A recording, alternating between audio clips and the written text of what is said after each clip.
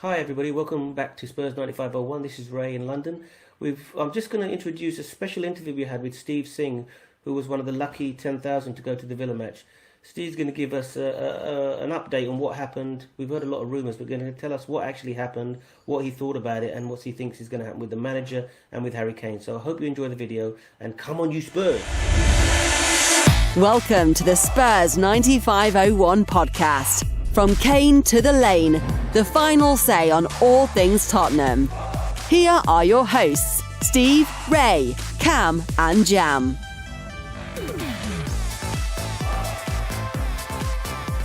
Everybody, welcome back to the Spurs 9501 podcast. Welcome back to all our YouTube videos and our podcast listeners. This is Ray in London. I've got a very special guest with us today. I've got Steve Singh 420. Hello Steve, how you doing? Yeah, good, thanks. Thanks for having me Excellent. on. Yeah, I'm doing good. Yourself? You're most welcome. No, I'm very well. Thank you very much, Steve. Thanks for taking the time. So what I'm going to do is, Steve was one of the lucky 10,000 fans to attend the match against Villa on Wednesday. So I'm just going to ask Steve to give us, just a general, just a story about what happened, how he found it. We've heard different things about some players came out, some players didn't come out, this and that and all that. So I thought it'd be good for our viewers to hear it from the horse's mouth, if you like, to hear it from Steve. And to Steve to tell us what happened. So, Steve, firstly, just very quickly, give us a quick introduction how you came to support Spurs and what how that all happened, and then we'll talk about Wednesday.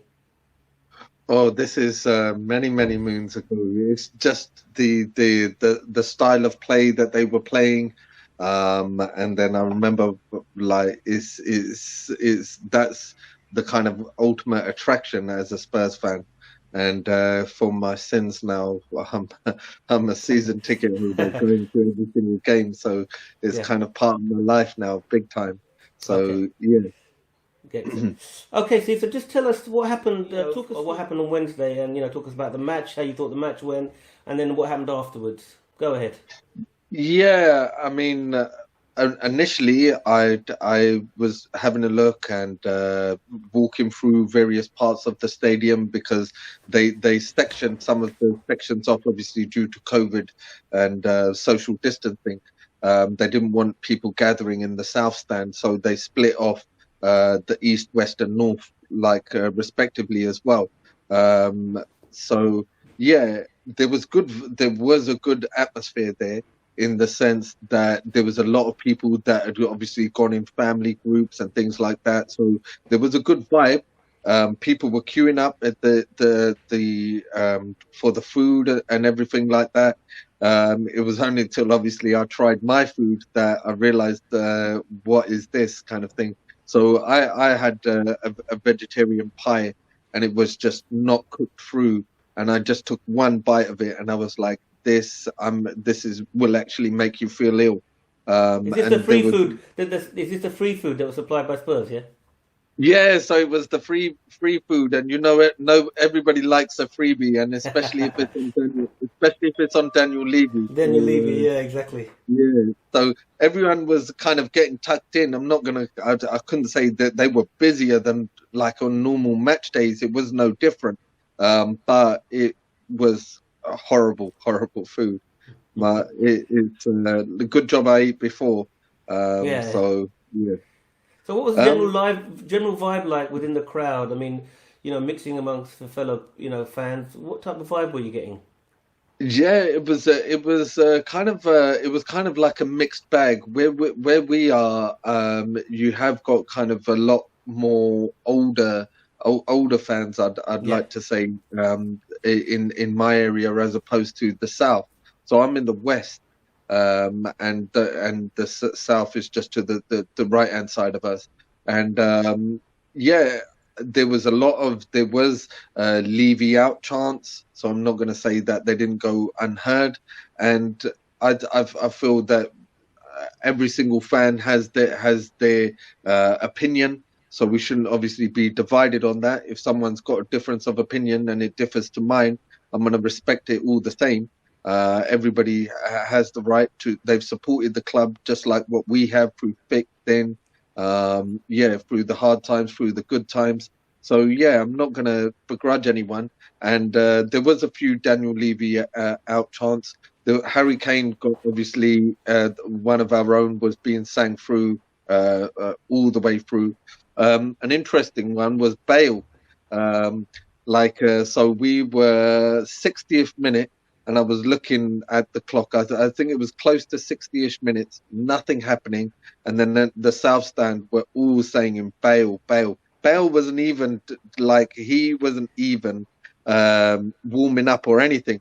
So it was just kind of like Mason's like a rabbit in the headlights, and it's like they're calling for you, quick, get on. And then he was kind of forced into making that substitution, which I don't think he would have made otherwise. Really, I wasn't aware of that.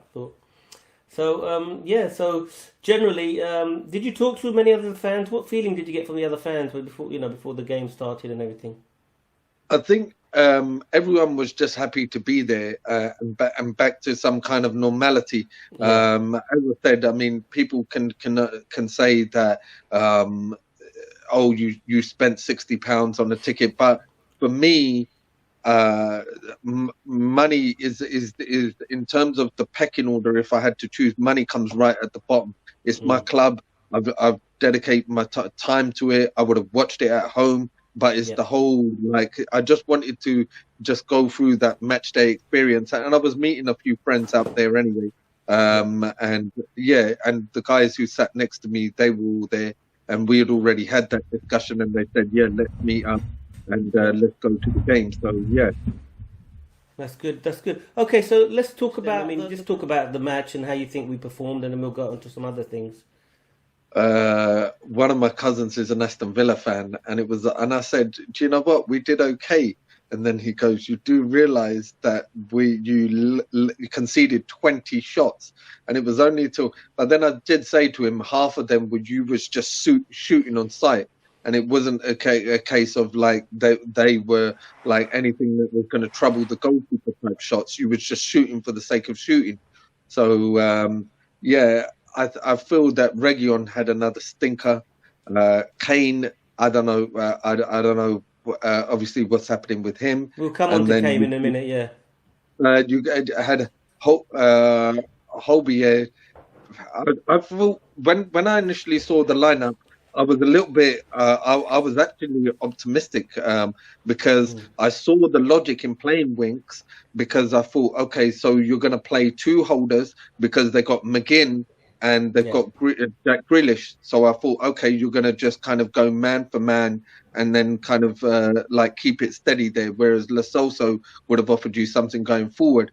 And then I saw the logic in Bergvin, where it gave you an option over the top pace, because Villa's defence aren't the quickest in terms of Mings and Konsa, Mings. I saw the logic there. And it worked to a degree. The game plan was working, and it was kind of like a freak own goal, and then a few mistakes which we're always susceptible to. But Reguilon again was he's just positionally. I want to kind of, because I have seen a player there, I want to kind of give him a pass, but then I'm like, do you know what? Maybe you're just not good enough. I remember coming from the La Liga, you don't get a lot of time in the Premier League, and he's adjusting to that. But also, I think if Bertrand Traore was half a decent striker, we could have been like 4 or 5 down. This guy had chances. Al Ghazi had chances. If these guys stuck some of these chances away, it could have been embarrassing. Yeah, but then to be fair, we had this. It's always typical Spurs. Every goalkeeper has the man of the match. They save it for us, and then it's like a 10 out of 10. Their goalkeeper's going to just turn up. I mean, we had that against Palace. Who was it? Guaita. Never played a game for the whole season, and he's man of the match. How many times has it been Tim Krul or Ben Foster? It's kind of sod's law. When you play against Spurs, your goalkeeper is going to have a 10-10 performance. I think we had our fair chances. Did we deserve to get anything out of that game, though, Steve? They had a lot of chances, didn't they? Did we deserve anything from the... I mean, a lot of people thought that Aston Villa were the team going for Europa League, and we were just mid-table. I mean, we didn't have any urgency or anything. See, what I did see was, as soon as the second half started, you could evidently see how we'd pushed the centre backs were then defending on the halfway line, and then you saw that slowly it was kind of we were getting hemmed back every single time, and then it was like, right, we'll go again, and I don't know why that was, and why we just didn't just stick to our guns on that, like we used to with Poch, where you'd be camped in the opposition's half. So I can definitely see some of Mason's like tactical ways, as it were, his ethics. Obviously, Poch is very heavy influences those. So yeah. So at the end of the match, we've heard different things about the players. Kane, they didn't come. The Tannoy said to leave. Tell us exactly what happened, because you were there. Again, with regards to that, we get sent the email every single season: vote for your player of the year, vote for your goal of the year, vote for and kind of you vote for these, and then they also say that the ceremony was going to be held at full time on the last home game. So this has been going on for a few years now, and this is kind of become the done thing. So bearing in mind, this is obviously a weekend game, like a weekday game as opposed to a weekend game. There was a lot of families there, where I was looking, and there was little kids that are going to have to go to school the next day, and parents that are going to have to be in work the next day. So it wasn't as if it was a Saturday and then you could like rest on the Sunday or anything like that, or a Sunday midday kickoff. It was literally a 6 o'clock, and I waited. The guys next to me, they went off, and I said, okay, I'll see you soon. And I waited, and I must have waited about 25, 30-ish minutes, and I didn't keep track of the time, but it was close to that. And I kind of went in and out of different turnstiles to see what was happening. So it was to my left, on the bottom of the pitch. I didn't hear, there was no PA announcement, there was no nothing. So it was literally dead silence. So there was somebody who, the South Stand was singing Enoch Out. And then it was kind of like there was somebody who was in the lower tier. It sounded as if he was in the lower tier. I don't know how they got there. And he was basically singing, we've got Tottenham Hotspur, we love you. So he was singing that, and he was very because it was like you could hear a pin drop. And Bale. So these were the players that I remember. Hobier had his child. His child came onto the pitch. I remember that distinctly. I think it was. I mean, how long after full time was this? Was it straight after, or how long? Is it after they had the shower and all that? He came back out. How long did you have to wait for them to come on the pitch? No. So Hobier had his child running on the pitch, and it was Gareth Bale did a full round of the pitch. And he did that. He was the first one that kind of went full circle, and the South Stand and everybody gave him a very good reception. Hobier was there on the pitch. Son was there. So Hobier, Son, Bale, Kane, and that was it. From my recollection. That was all I could see. So they turned up, and Son didn't actually go round at the time that I was there, but he was definitely there. He was playing with Hobier's child, so I know Son was definitely there. I didn't see Lloris. He may well have been there, but I didn't see him because there was a lot of people that were wearing the same sort of like padded training jackets, so it was hard to make out. Which one was playing staff or actual players? Yeah. Okay, and then did the other players come out later again or not? Like again, Dyer and Alderweireld and all that? No, I'd gone by then, so I was like, I'm not going to stick around, and it was just kind of the stadium announcer kept saying something. It was like an automated message, like please.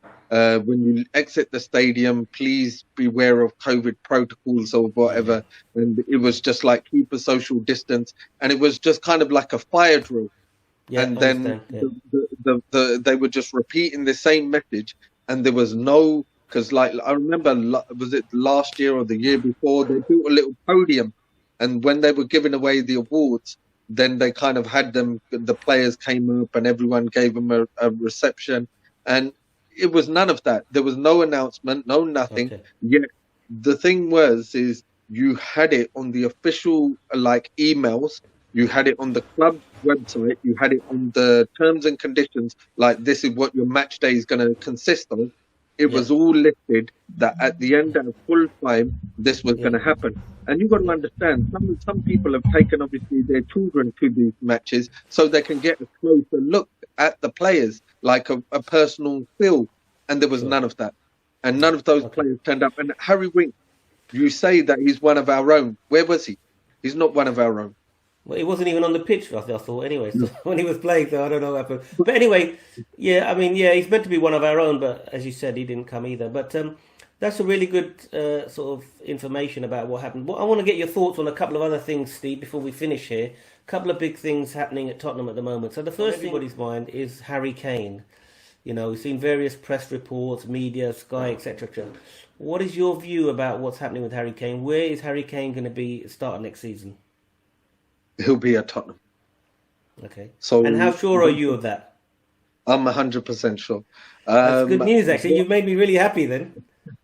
I mean, I think what he's done is he's committed football suicide. He's basically signed a 6-year deal at Tottenham. I'll name 2 other players, Jack Grealish, and they're in similar situations because, and you can relate to them too, because Kane is obviously a Spurs fan, his family are Spurs fans. The same with Jack Grealish, and the same with Luis Zaha at Crystal Palace. They were obviously, he went to United and then came back, signed a 5-year deal, and we were sniffing around him. We were sniffing around him. Arsenal was sniffing around him, but then Palace went, we want 100 and something odd million or 80 million or whatever it was. And it's like, he's not worth that. But then they had all the cards. They don't need to sell. They've got their most prized asset. So you got to think, what's more value to the club? Keeping a player that would keep a Crystal Palace or an Aston Villa at the club, like keep them up in the division, or sell them for 100 odd mil. And I think, I'm going to put this out there, I think right now, we're in that same situation. Get rid of Kane. Who do you replace him with? And 2, we're mid-table to relegation fodder. But he's irreplaceable. He's one of the best strikers in the world. Unless you get a Lewandowski or Mbappe, who's not going to come to Tottenham, you can't replace Harry Kane. He's the one world-class player you have had for a long time. Is a generational talent. So exactly. I totally agree with that. So we've got that on record now. Steve Singh 420 is saying that Harry Kane will start the season at Spurs next year. So we'll come back at the beginning of next season, Steve, and see how you did on that one. Okay, the next one that is on everybody's lips is, I don't know if the 2 things are related, but Nuno's left Wolves today, or he's going to be leaving Wolves. Who do you think is going to be the next manager of Tottenham Hotspur? I don't think it will be Nuno Santos. I think the manager is definitely going to be somebody who, at this moment in time, has a commitment. Right. And I think they've got something to play for. I think that it was all too easy for the club to come out, and which would have been the wisest thing to do, was to have a new manager, have the new manager bounce going into the last couple of games, and then kind of push on. And potentially a Champions League spot was within our kind of destiny. Easy. If we'd beaten Leeds and Villa, we would be right on track. But anyway. Yeah, well, then we would have been above Liverpool. So it would have been ours to lose kind of thing. Exactly.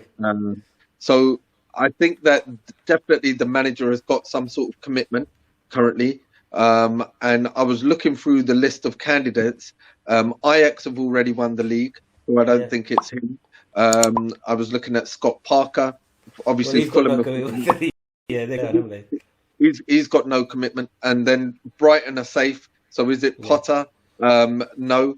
I was then looking at the Lille manager, and I think Christophe Galtier. I think he's definitely got a shout. And I think that the manager, I think it's a 2-way thing. We're not announcing it, and they're obviously not announcing it. So I'm thinking, well, why aren't you announcing it? We've got nothing to play for.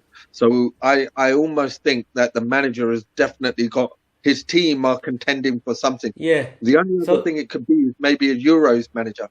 That's the only other. I hope it's not Roberto Martinez. I'll be really disappointed if it's him. But the Yeah. thing is, I think you're right with Christophe Galtier that he's still got Ligue 1 to play for.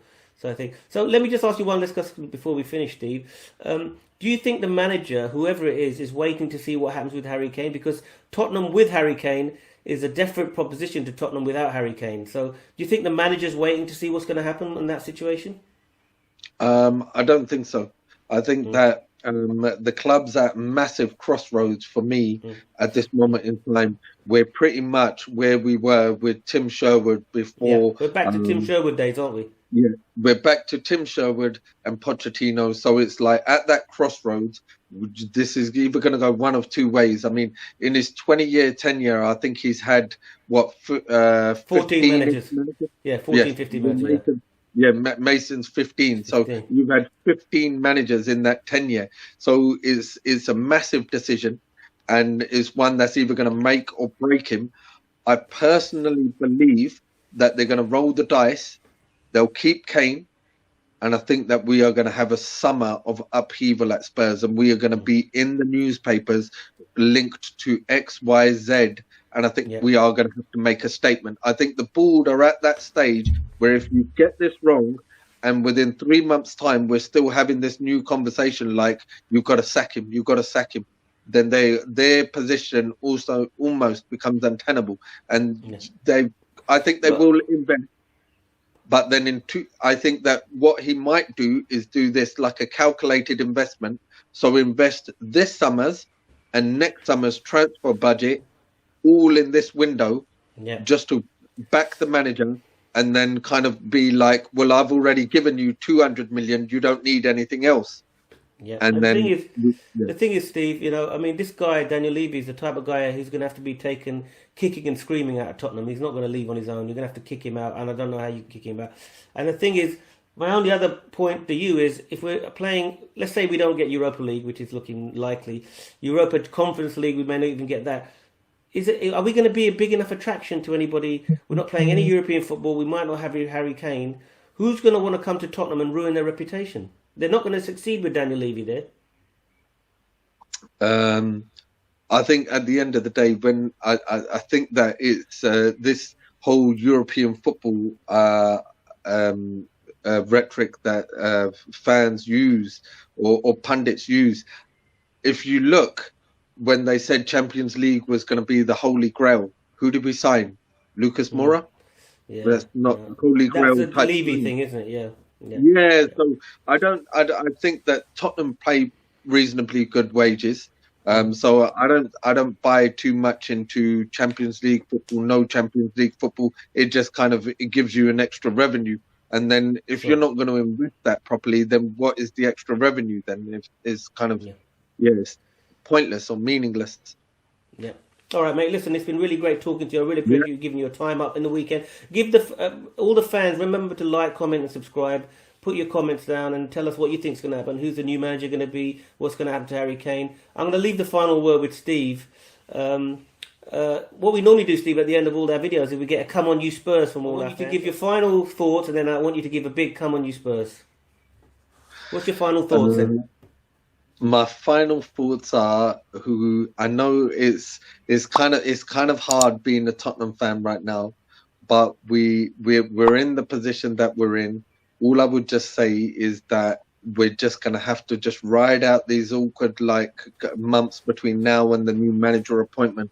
But I would just urge everyone to obviously try and back whatever decision is made and just kind of make it, because we're still going to be here supporting and letting our weekends get ruined. Hopefully we can turn it around, but we are going to need that almost 12th man in the stands or like over the socials, because they do see this stuff. And I think we definitely have to kind of give them a little bit of a G up, and hopefully a lot of those players that couldn't be bothered to turn up are out, and then we have a fresh fresh slate on all fronts. So yeah, you want to hear a come on you Spurs? Come on you Spurs, the Punjabi come on you Spurs, come on. Come on you Spurs. Come on you Spurs. Excellent. Brilliant. Thanks very much, Steve. For all our fans, we'll see you on the next podcast. You've been listening to the Spurs 9501 podcast.